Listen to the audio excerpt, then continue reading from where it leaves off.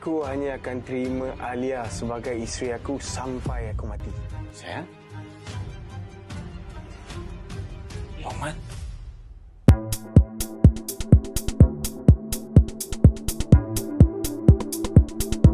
Pada video ini, admin akan kongsi sinopsis drama andai itu Takdirnya 2, episod 21, 22, 23 dan 24 yang akan tayang malam ini.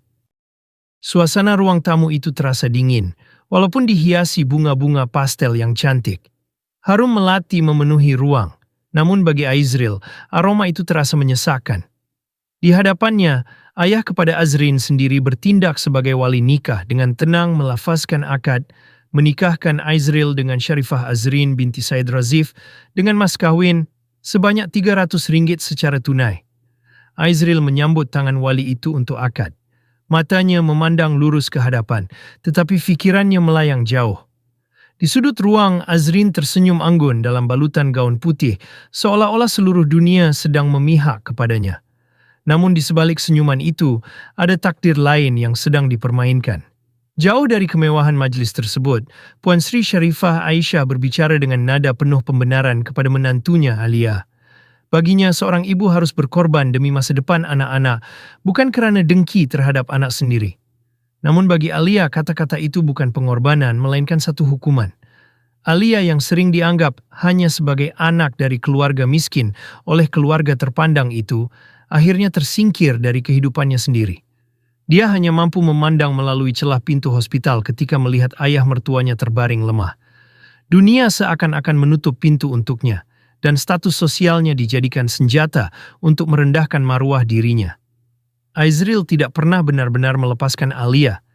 Setelah berbulan-bulan dihimpit tekanan dan kegelisahan, dia akhirnya memutuskan untuk mencari wanita itu.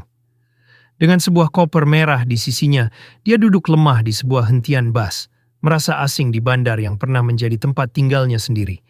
Apabila akhirnya dia menemui pintu rumah Alia dan memanggilnya dengan penuh harapan, yang menantinya bukanlah pelukan hangat.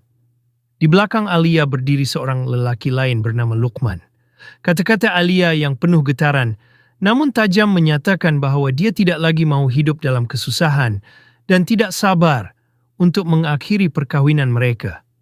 Keletihan hidup dalam kesedihan dan tekanan dari keluarga Aizril telah memadamkan cinta yang pernah ada dalam hatinya.